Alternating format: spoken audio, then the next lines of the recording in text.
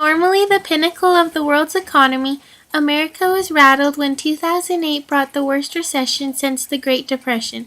According to the U.S. Bureau of Labor Statistics, by late 2009, almost 10% of all payroll employment was unemployed, with nearly 15 million Americans out of work.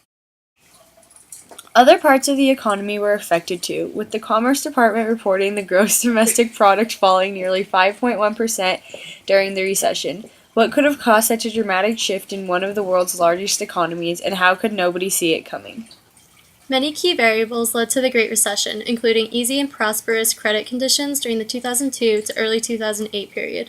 This encouraged high risk and excessive lending and borrowing practices by households in Wall Street, as well as a real estate bubble that burst explosively during the 2008 to 2010 slump, according to financial journalist Michael Lewis. The Financial Crisis Inquiry Commission states that additional causes were international trade imbalances, widespread failures in financial regulation, dramatic breakdowns in corporate governance, and policymakers who were ill-prepared for the crisis.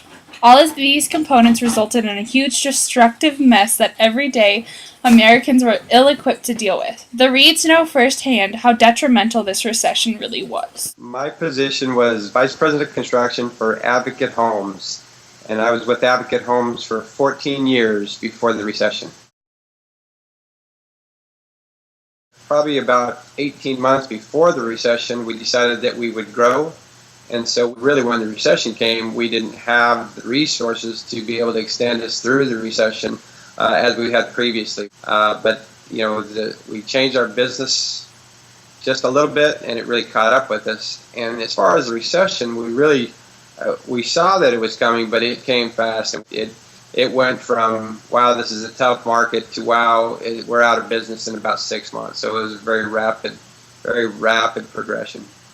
In those 6 months, what did you see that let you know things were really starting to get bad? We were selling homes, and we were selling them for really full price homes, but really by the end of that 6 months when the recession really started to take hold, we couldn't close our homes because our home buyers could not qualify for loans all of a sudden. So we had home buyers that were days away from or weeks away from closing on their homes for a loan that they'd previously been approved for, and then they were told that they cannot get their loan. It's no fault to their own. They didn't change jobs, their credit didn't change, their financing didn't change. It was just all of a sudden the banks tightened up the lending or didn't have the money to lend, and so they wouldn't lend the money. And so we had homeowners literally that were ready to close on their home. The home was finished, and they couldn't close. And so these homeowners had deposits down, some of them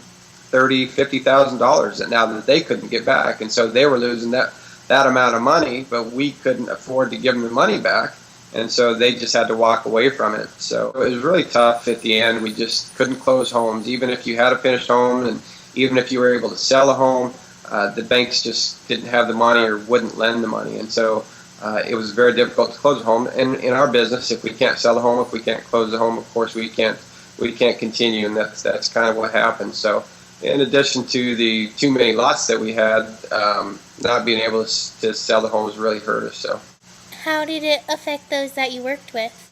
We got to a point where we were just doing fine, and I remember one Tuesday meeting with upper management that we had, and we said we can't sell the homes, we can't get the financing that we need to move forward, and so we're going to have to lay some people off. We laid off about 40% of our staff, which was obviously very horrible. We'd gone from not ever laying anybody off before to laying off almost half of our staff, and because the recession came so fast, there really was no heads up that this was coming. So everybody really thought things were fine, and then all of a sudden, the brakes really got put on. So, in a couple of days, we lost half of our staff, and so then everybody is picking up other people's jobs and trying to really pick up the pieces. And, it was a lot of extra hours, a lot of extra time just trying to keep us afloat, which in the end didn't work. And if you think about all the pieces that go into houses, besides the carpet, besides the lumber, it's the nails, it's the concrete, it's the sand that goes into the concrete, it's the steel that goes into the foundation walls. And so it just affects affected just many people on down the line, just all the parts and pieces that go into a house, and now nobody could get paid for any of these parts and pieces. And how did the recession affect you at home? Advocate closed in a very short amount of time, and this company had been around for 25 years. But for us, went from making a plus six-figure salary to support my family to go on unemployment. And then it was difficult to find positions. I mean, all the positions were gone. And so basically the course that we took is I started my own company and started doing some things on my own, some construction on my own, and it was very difficult. How did you get from leaving your job at Advocate Homes to where you are now? I would say for me, a little bit lucky. One of the contracts that I picked up at the very beginning, just shortly after I left Advocate Homes, was to build for a family entertainment center, fun center called Jump Street.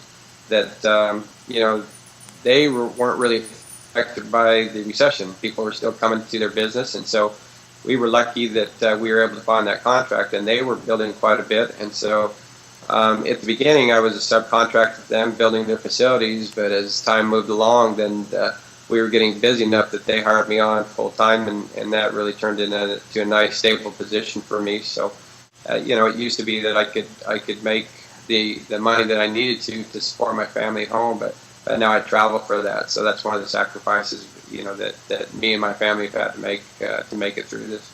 And what do you see now as we start to come out of the recession? But the housing market really has to come back, and it has to be very solid for the economy to make a true recovery, because it's such an integral part of the economy. So it's not a confident industry. Obviously, there's a lot of skepticism about the leadership in Washington, D.C. right now, and so people are still guessing a little bit, but it's still certainly moving in the right direction, and if it continues, it'll probably take about another year, and I would guess it'll be a solid foundation again and ready to go. Americans all over the country have similar stories, especially among those who work in industries such as travel, construction, mortgage broking, and real estate, which are all hit especially hard. Americans continue to deal with the hardships of the recession, but we are on the road to recovery.